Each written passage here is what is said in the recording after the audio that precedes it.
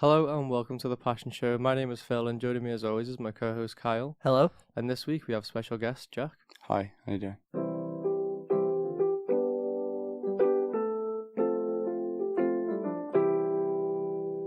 So in today's episode, we're talking about broadcasting. So Jack, you study broadcasting, don't you? Yeah. I studied broadcasting at the University of Salford. I've literally just finished my third year on Friday. So. Oh, sweet.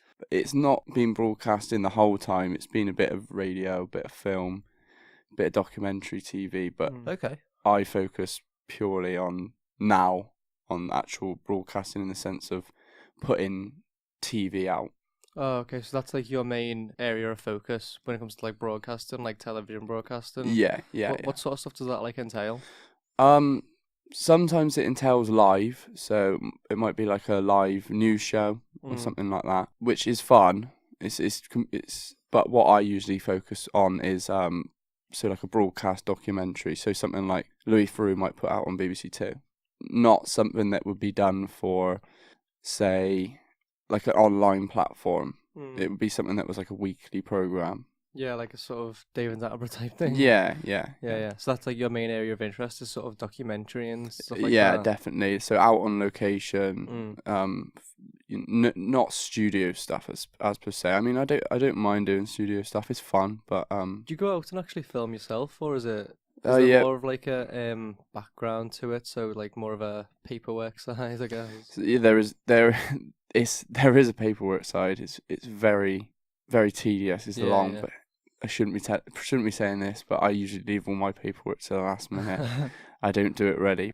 We're encouraged to self-shoot, so everywhere from pre-production to post-production to actually putting your final project out, you're encouraged to work alone. It's hard, but it's what the industry that are hiring want nowadays, because if they've only got one person, they're essentially paying less people. So. So how did you get into it? I got into media when I was about 13, 14. That's quite young for that, because when a lot of people talk about getting into media, it's usually through college and stuff like that. Exactly, yeah. Because it's not usually like a course that you take in high school or anything like that, is it? No, so it wasn't essentially a media course. It was ICT, and we had a unit where we were tasked with, I think it was to get to grips with the editing software more than anything. Yeah. But we had to make a film, and me and a couple of others made the worst version. I wouldn't know where to find it now. A remake of Reservoir Dogs. I think that's everyone's go-to. When Exactly. Yeah, that or Pulp Fiction. Yeah. It was awful, but I just enjoyed the experience of going out and filming and capturing like our moments. That I was like, I'm interested in this. I find it really interesting that even though you can sort of be self-critical and you understand that the work might not have been the best, you still enjoyed it and it pushed you forward a bit. Yeah, like everyone's got to start somewhere. You're not going to be a Scorsese going into it from day one. You know, I'm still not, going to be winning any awards, but you progress. And the year after that, when I actually went into a media course, which was in my year 10, I did BTEC Media, and me and my best mate Jack, we thought we were being some geniuses, and we made a science versus RE documentary in school and got all the teachers involved. But it was the only thing I looked forward to in school lesson wise personally. And then that moved on, through, as you said, through college. I did film, I did media, carried on making new videos, did a few things out of school. I worked with BFI for a year, the British Film Institute. That was fun. Made a documentary with them about mental health. Wow. And also we challenged how it's portrayed in media. So is it idealized to make film?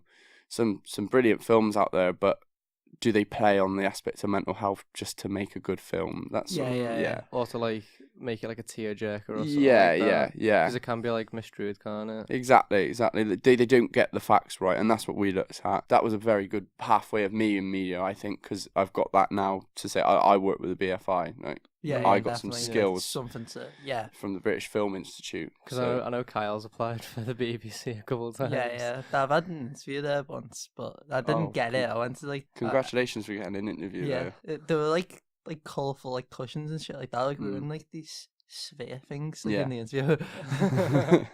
Very bougie. It was. He's just sad he never got it. Yeah. I reapply like every fucking 6 months. Mate, I know people that have applied multiple times and never got nothing from them. It's very, very what is it? Competitive. Minimal 6 Yeah. places, isn't it, or something like And that? everyone that's there is like people who've long graduated. Yeah. Yeah. There's a lot of like applying for stuff, isn't it? Especially it being in like television. Yeah. Because you can't get like your proper job without having work experience, can you really? No. Well, personally, I'd say no. Like, the area of broadcast I want to go into is lighting. Oh yeah, And yeah. I can't get into that without any experience in lighting. But I can't get any experience in lighting without having worked and got my apprenticeship in being an electrician or different routes through colleges. So I couldn't not just walk into a job tomorrow and get a job in lighting. But as you said, yeah, most roles in media, especially broadcasting terms, you do need experience. What do you think of that idea? Because you could sort of argue that it's just like companies trying to use like cheap free labour, like volunteering, isn't it? Because it's just extra people on set that they need help with, but they don't want to pay essentially. I won't go into certain company names, but Yeah, I'm sure yeah. there's a few out there in up and down the country that are very happy to use and abuse you, as to say. Yeah, exactly. Yeah, and you're not getting no credit for it either. Yeah.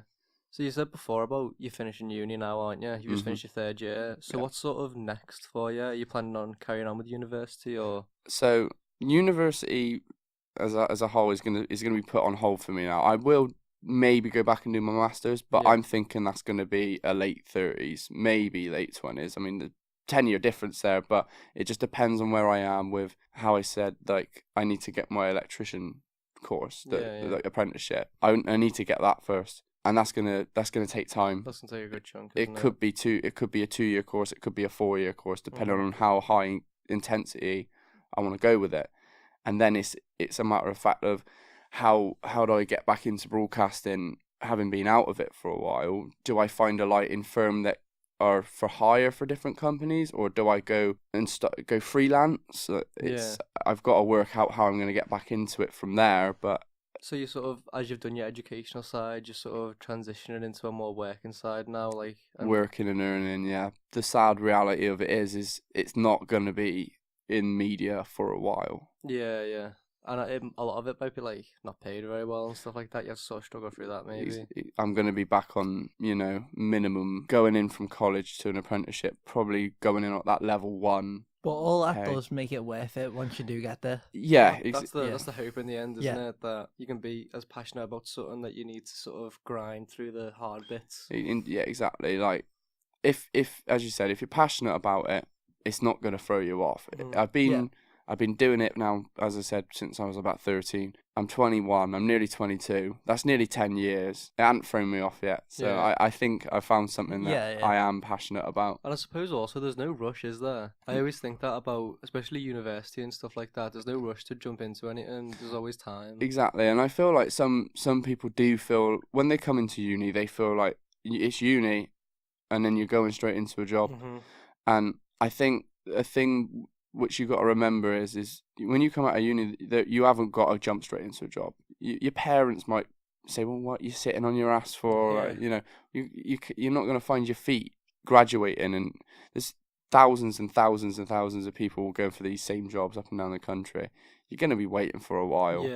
Yeah. So you mentioned before about lighting specifically being like the area of broadcasting you're really interested in. Yeah. How did that sort of manifest itself? Like, at what point did you sort of pinpoint lighting as the part you enjoy?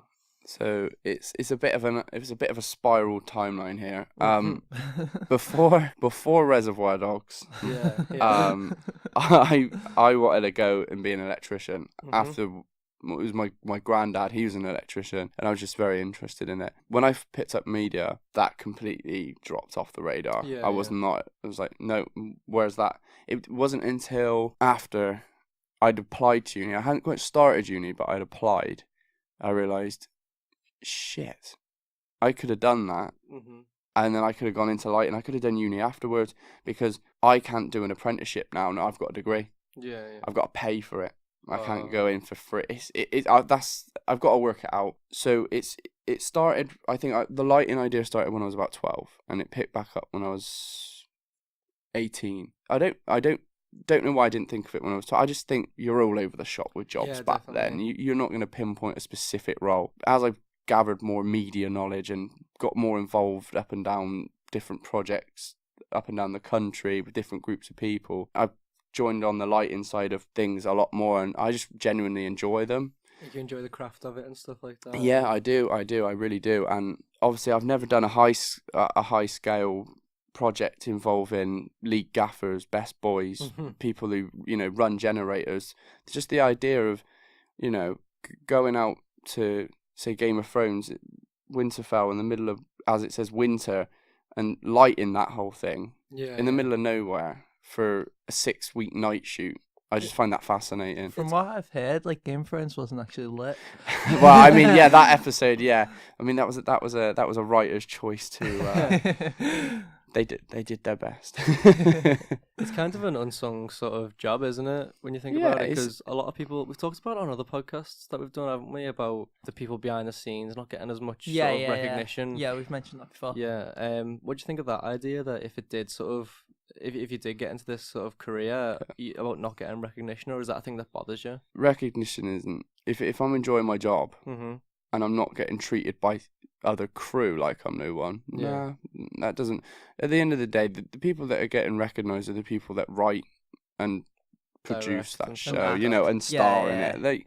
They're the big names. But like, you're a big name you may be a big name in the industry, and you may if I'm getting hired again, I'm a name that's recognised. I don't need to be recognised by the public, because they're not the ones that's going to be paying my salary. No one person is more important than another. Exactly. If one person's taken out of that chain, you watch that production fall, not completely fail, but fall. Yeah, it's the difference between fame and success, isn't it? Because you can be successful in and of yourself without needing that recognition from others. Yeah. And I think when you can be happy with just what you're doing without needing the approval, that's when you're sort of onto a winner, isn't it? In terms of what you're doing with your job and your career and stuff like that. Exactly.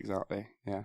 Lighting. I don't think I could name you any famous lighting technicians or gaffers or best boys, but I'm sure they're all happy. Credits. Yeah, they're always in the credits. I'm sure because they wouldn't do those grueling 6-week shoots if they didn't love it. Exactly. And it must be a hard task as well, but to see it come out in the end and be like a finished product, that's kind of what it's worth, isn't it? Yeah, definitely. Makes it worth it. Yeah. You've got that on your show reel at the end of the day. Yeah, exactly. You've worked on it. I worked on that. So before I applied to uni, because I do media and film, I was going to do broadcast media technologies, and I was going to go into like radio and stuff like that, which kind of good that I'm doing a podcast now. Yeah. I didn't know that. Yeah, that's what I was going to do. So like for other people who are like maybe in my situation back then, what would you sort of recommend to them about getting into broadcasting specifically? Like, it's quite a broad area, isn't it? Casting. Yeah. But would you recommend university? Or, like, would you say just get into the industry? That's an awkward one. I mean, I know people that have been in uni and probably regret it. Uni's definitely not for them. Yeah, that always happens. There's always people like that, yeah. My course wasn't you look at these English courses and they got lecture halls full of 200 people or whatever. My course, I don't know about your courses. My course specifically, when I started in first year, I think it had about 42 people on it. Yeah. It finished with 14. Yeah, it was similar in terms of started with drop. Like hundreds, didn't it? Yeah. And now it's 60. Gone right down. It shows you that I'm sure some of those people that dropped out are still doing something with media. Yeah. But you don't need to not have uni, or you can have uni if you want. Uni can give you experiences, but then again, there's certain experiences you won't be getting. I suppose it is just what you make of it as well, because if you want to go out and work on things, you still can, but you might not have like as much time because you're putting some effort into your university studies. Yeah. And I feel like we talk about this a lot, don't we? Yeah, we do. The argument whether university is needed, and I've sort of narrowed it down to like with media sort of work. It depends who you are as a person. Yeah, yeah. It really does. With media work, it's one of those where it can go either way, can't it? Yeah. I mean, you got to be willing to put time and effort in. Your work ethic can really show. So, especially I'd say in my first year, I got too involved in enjoying the fresher side of uni experience and stuff like that. I wasn't so involved in work, but second year was second year. It's harder anyway. In my opinion, third year, every unit, every module I've got involved. I recorded live music. What else have I done? I've recorded live dance. Done a documentary on football shirts. like I've got involved, and it's been non-stop start to finish. Personally, for me, it's what I needed to show me more of a media work ethic. Whereas some people, they might have started first year with no ethic, finished third year with no ethic, coming in out of it failing or with just a third. Not saying if you get a third there's anything wrong with that, but for me personally, if I come out with a third, that's when I'll be like, was uni worth it? Well, that's kind of the level where you're not putting any effort in, isn't exactly. It? Like you can get away with like a third or a 2-2 or whatever, but if you wanna make university worth it and like the course you're doing, push for the 2-1, push for the first, just push for it and work for it. Because I find it interesting that you said you just in your second and third years you just got into it and tried to make as much as you can from every module. Exactly, you need to, because don't just look at it this way, but think at the end of the day, it's nearly 50 grand out of your pocket. I mean, because at the end of the day, it's not just a grade, is it? It's you learning that unit. Yeah, that is. Most people don't realize that. Most people like spend units like working towards getting a grade. Yeah, but the grade isn't the point. It's the knowledge. Isn't it? It's something that you can talk about and what you did. Yeah, it's the same with work experience, because we were saying before about how it can be used just for like to get volunteers and stuff, but you actually need to be on sets to know how a set works. Exactly, and that is one thing I will say is I don't know many people who have done media work experience that have had fantastic experience of it. I know more people that have been tea run, coffee run, go to Tesco and get the sandwiches. Yeah.